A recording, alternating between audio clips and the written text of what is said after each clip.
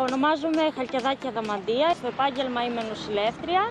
Μεγάλωσα στο Οροπέδιο Λασιθίου, σε ένα χωριό λίγο μακριά από το Ηράκλειο. Στα 20 μου χρόνια έμαθα ότι έχω μία πάθηση στα μάτια, η οποία ονομάζεται δυστροφία ακονίων και ραβδίων.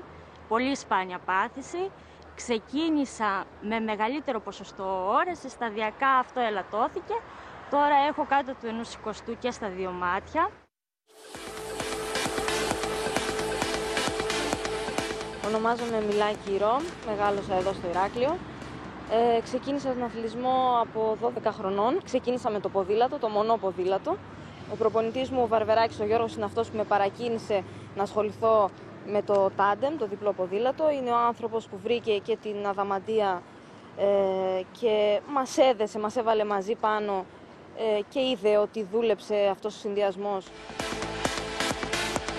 Πάντα και από μικρή θαύμαζα αυτούς που μπορούν και ασχολούνται με τον αθλητισμό. Πόσο μάλλον τους ανθρώπους αυτούς που έχουν μία αναπηρία. Και επειδή και εγώ είχα περάσει από μία περίοδο όχι και τόσο καλά ψυχολογικά, ήθελα κάπως να το αντιμετωπίσω και από κάπου να πιαστώ. Οπότε ξεκίνησα μία σχολεία που θα με γεμίσει χαρά, να μου δώσει δύναμη, να μου δώσει κουράγιο. Ξεκίνησα λοιπόν το καλοκαίρι του 2010. Ο προπονητής με ενημέρωσε ότι θα γινόταν ένα ευρωπαϊκό κύπελο το Σεπτέμβριο, κατευθείαν δηλαδή.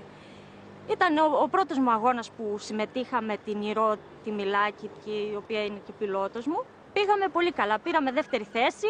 Έχουμε πάρει 6η θέση στο Παγκόσμιο Πρωτάθλημα της Πίστας τώρα το 2012 στο Λος Άντζελες. Έχουμε πάρει 1η θέση στο Παγκόσμιο Πρωτάθλημα του Δρόμου το 2011 στη Δανία, 8η θέση στο Παγκόσμιο Κύπελο στην Ισπανία. Όλες αυτές οι διακρίσεις που είχαμε μας έδωσαν την πρόκριση για την Παραολυμπιάδα του Λονδίνου τώρα το 2012.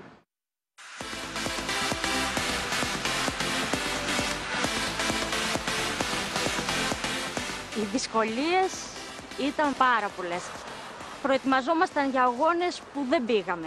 Προετοιμαζόμασταν για αγώνες που ο προπονητής ουσιαστικά χρηματοδότησε την προσπάθειά μας για να πάμε στους αγώνες, είτε βάλαμε κι εμείς από την τσέπη μας κάποια χρήματα και εξακολουθούμε να βάζουμε για απλά πράγματα, για συμπληρώματα, για βιταμίνες, για ό,τι χρειαζόμαστε για να μπορούμε να βγάζουμε μια τόσο σκληρή προπόνηση ουσιαστικά.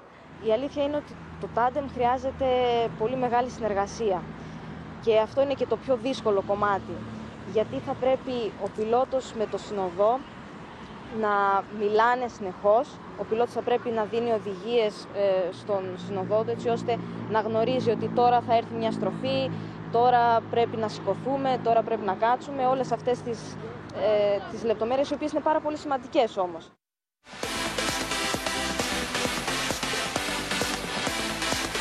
Ένα μεγάλο ευχαριστώ στον προπονητή που έχει την υπομονή και σε αυτούς τους δύσκολους καιρούς προσπαθεί, βλέπει τον κόπο μας και προσπαθεί να μας βοηθήσει. Ένα μεγάλο λοιπόν ευχαριστώ για αυτόν τον άνθρωπο, ένα μεγάλο ευχαριστώ για την πιλότο μου, για την Ηρώ τη Μιλάκη, η οποία και αυτή σπουδάζει και αυτή έχει και άλλα πράγματα να κάνει, δεν έχει μόνο το ποδήλατο, και όμως από την αρχή που ξεκινήσαμε έχει τους ίδιους στόχους με μένα, μπορώ να πω και λίγο περισσότερο, το θέλει εκείνη. Ένα μεγάλο ευχαριστώ στην οικογένειά μου, στον αραβωνιαστικό μου, που κάνουν μεγάλη υπομονή, και στο σωματείο μου, στο ΑΜΕΑ Τάλος.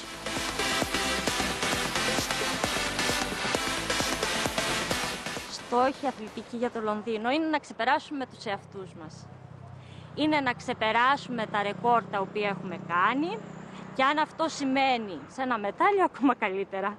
Εμείς θα πάμε με υψηλό το ηθικό, να πάμε για την νίκη, γιατί όλοι οι αθλητές γι' αυτό θα πάνε. Οι αγώνες αυτοί είναι ο μέγιστος στόχος που έχει ένας αθλητής.